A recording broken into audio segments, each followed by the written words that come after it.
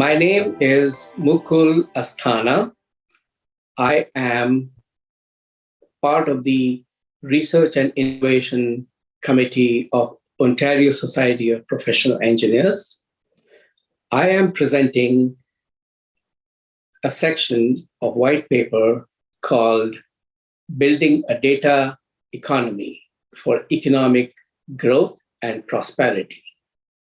So Canada is undergoing a digital transformation accelerated by emerging technologies like artificial intelligence, machine learning, quantum computing, and several others.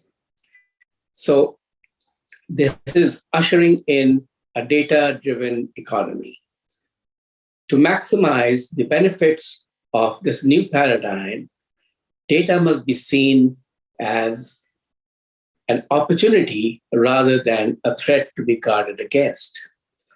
Data supports the public, the private, and the third sectors by ensuring the improvement of delivery of existing public services, the creating entirely new products and services, and spurring technological innovation.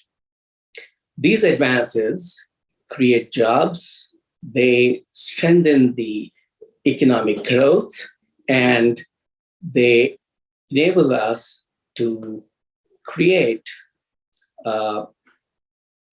and further the societal goals like tackling climate change, improving healthcare services, creating a more just, equitable, more inclusive, and less biased society. So transitioning to a data-driven economy requires data governance, which is the processes, the policies, the roles, the standards of collection of data, storage of data, and usage of data. So having said that, Harvard Business, the next slide we move on to, Harvard Business has developed a useful metric called gross data product.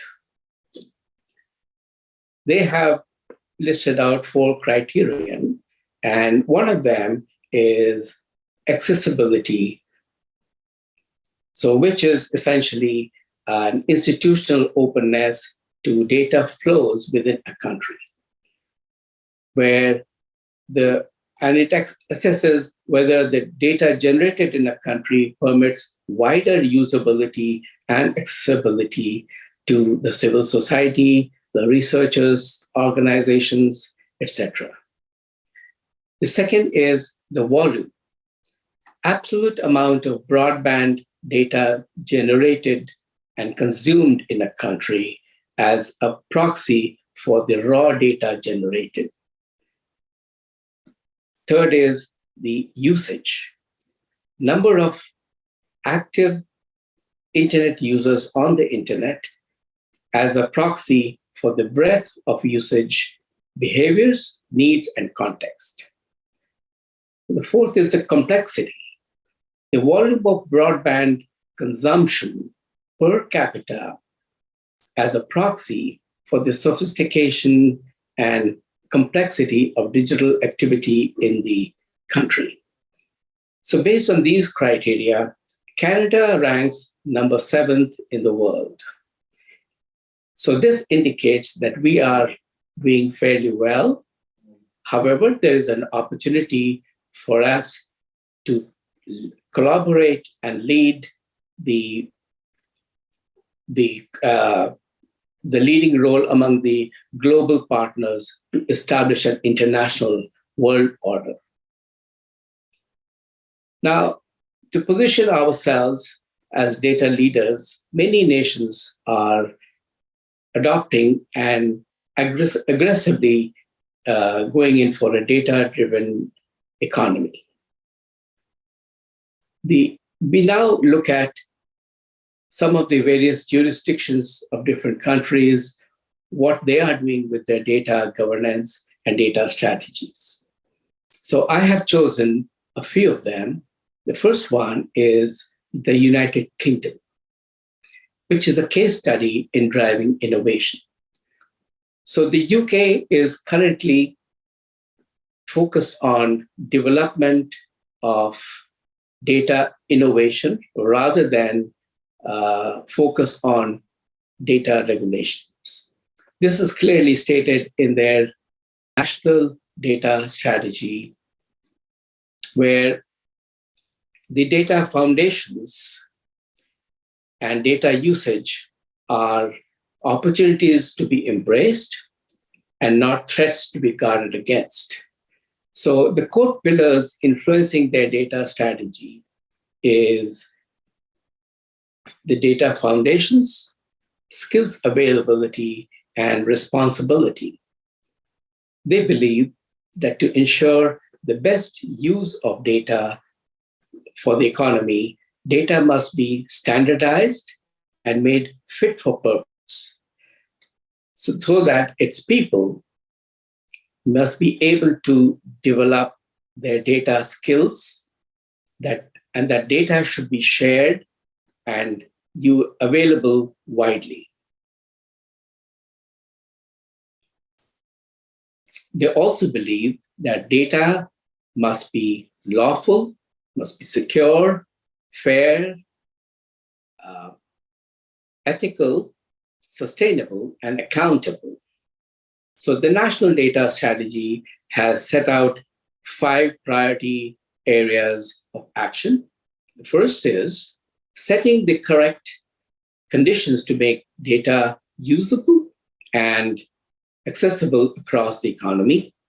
The second being developing a pro-growth regime which fosters public trust without restriction of data use. Third being radically transforming the use and sharing of data within the governments.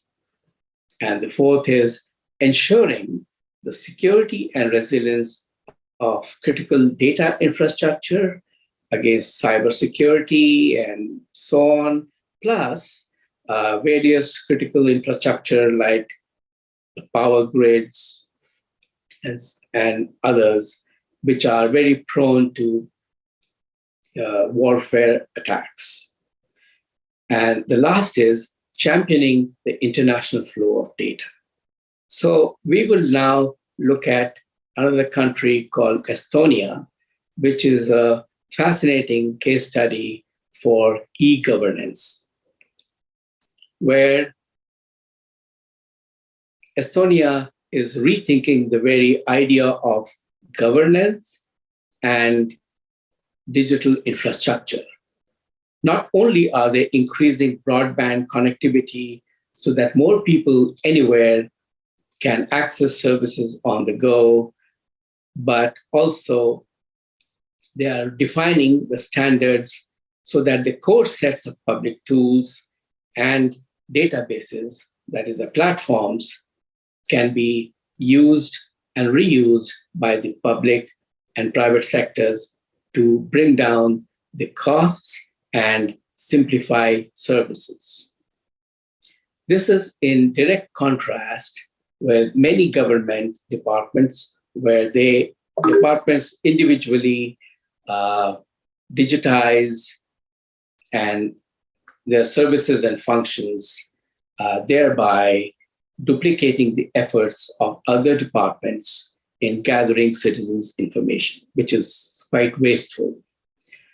So Estonia has developed an interoperability X-road software where researchers and developers have introduced different analytical apps on the platform, and different platforms from different agencies are integrated on that ecosystem. So this is being used for various services. For example, it's revolutionizing the healthcare services by digitizing health records, prescriptions, and medical bills. One way this can help is, for example, the doctors in the hospital of an emergency department, while they're waiting for the critical patients, for example, a heart attack patient or a stroke or accident victim or even natural disasters, before they arrive at the hospital, the doctors can access their medical records ahead of time and plan their treatment. The same thing is applicable for paramedics as they are approaching the victim site or the patient site or their homes. So this is very useful, really, for them. In the same fashion, it helps the new companies to register their businesses. And today, 98% of businesses in Estonia register within 2 or 3 hours, as opposed to 5 days in person. The third aspect is that they introduced e-voting, online voting, where now 45% of the population is very comfortable using e-voting. So I think Estonia not only has these, but many other aspects of education, of agriculture, of law, of culture, of society. So it has widespread usage for data, how they can use for governance. The next slide we move on is Singapore. The key advantage of Singapore's data strategy is virtual Singapore, a dynamic 3-dimensional city model, which is used for, it is being used to innovation, where it provides a test bed for innovators all over the place. The second important thing is the city planning. And I think this has a lot of bearing for examples for Toronto, for Montreal, for Vancouver, and other big cities in Canada, where we can definitely utilize this by integrating the entire systems in a virtual setting used for city planning in a very easy way. So I think the virtual Singapore has implications not only for this, but also for places like the research and development, for places like improving the government administration, which support the creation of smart cities, the delivery of municipal services, and other stuff. In similar way, it improves the communities. And big thing is for supporting new businesses and existing businesses, where a wealth of data that is available can be used for business analytics, resource planning, and management of specialized services. It also improves collaboration and decision-making among various partners to make a city. And it can be all done virtually online without putting shovels in the ground ahead of time. So we now move on to the next slide for examples of data governance from the private sector. Many industries around the globe are using the data for driving down the costs, improving the services, and essentially data governance. People in the manufacturing sector, in the logistics sector, in the retail sector, and almost every sector. Now, the tech giants, for example, like Amazon, Google, Alibaba, Facebook, Netflix, Airbnb, Uber, and various others are data-driven behemoths. For them, data is their business, and most of the profitability is derived from data. This has implications for how our governments can leverage the data by seeing the example of the private companies. So, what about Ontario? Ontario has set out their digital strategy. It's called Building the Digital Ontario, and you can visit ontario.ca website to have a look. It lays out some of the funding and initiatives which are driving the data economy and are compatible with the Canadian values. The strategies include many pillars where data is used for developing this economy. However, undoubtedly, this will require a lot more policies to be changed to meet the challenges ahead. But for now, they have done a good job in how they responded to the crisis of COVID in the last couple of years, how they have disseminated information, how they have used the vaccination, using data for vaccination effectively. They are now considering addressing the housing problem through the data leverage. They are also now using broadband connectivity almost in most of the remote areas for improving the digital and data governance in the province. So the question is, as engineers, we can sway the public policy, and it is our duty to the society to exercise this for the public good. Now is the time for engineers to educate ourselves on these issues and prepare our recommendations for when policymakers turn to us for advice. I have a few questions for the engineering community. What are the values and the context for data governance, and what business norms should be reflected in our digital strategy? The second is, as engineers, how can we use data to enhance the quality and grow our organizations? And do we have the skills to identify those opportunities?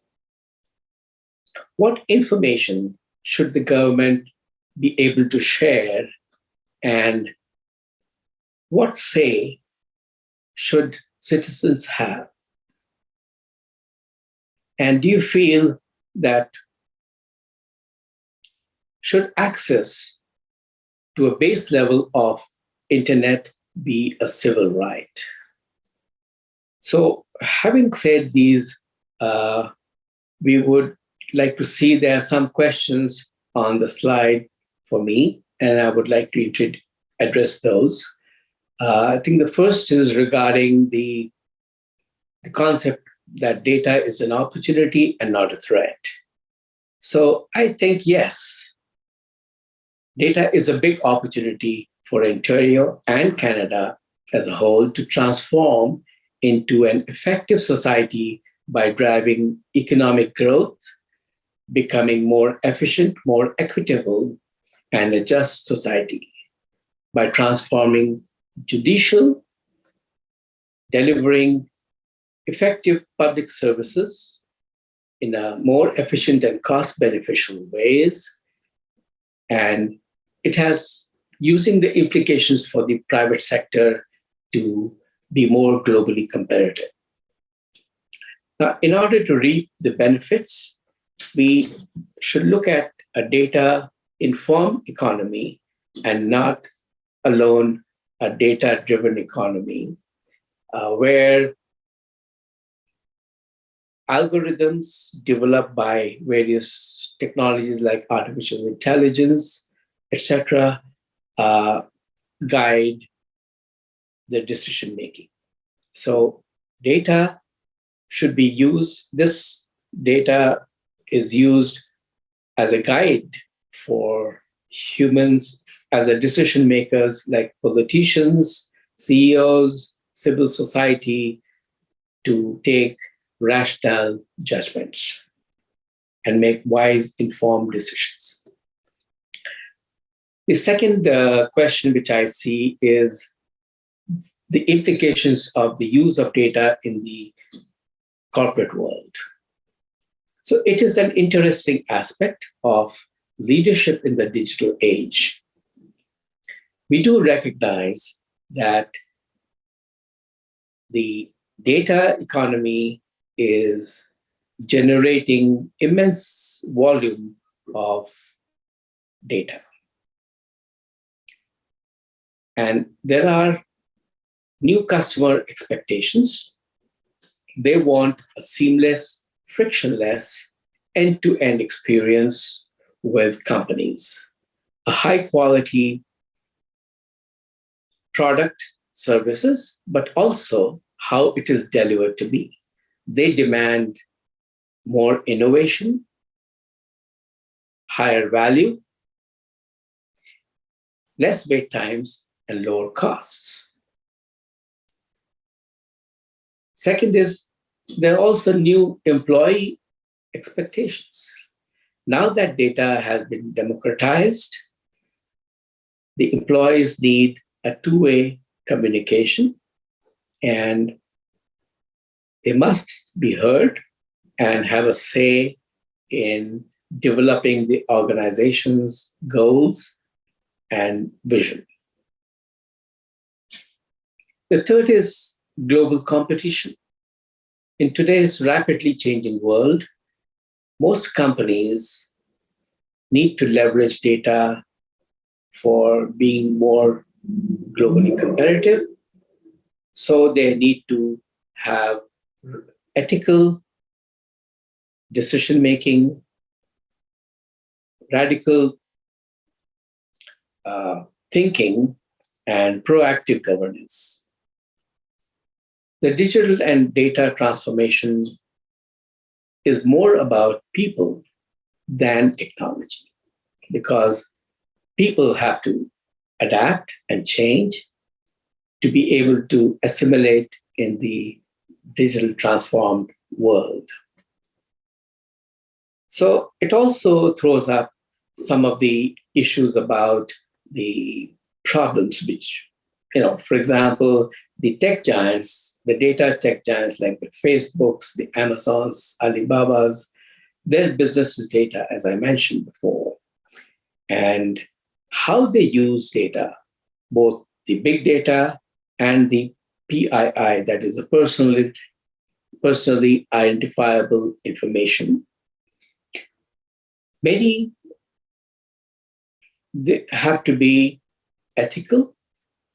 They must respect privacy and go beyond the do no harm concept. Many of these companies are coming under scrutiny by various governments around the world, including the US, EU, and all are either attempting to persuade data companies to be aligned with the societal values or face consequences. So I think this is some food for thought, and Ontario can take various examples around the world, but of course not limited to just the three which I have mentioned. The others are also in Australia and many other jurisdictions. And I hope it is food for thought for us to think more about this and how we can improve our data governance. Thank you very much for listening to this presentation.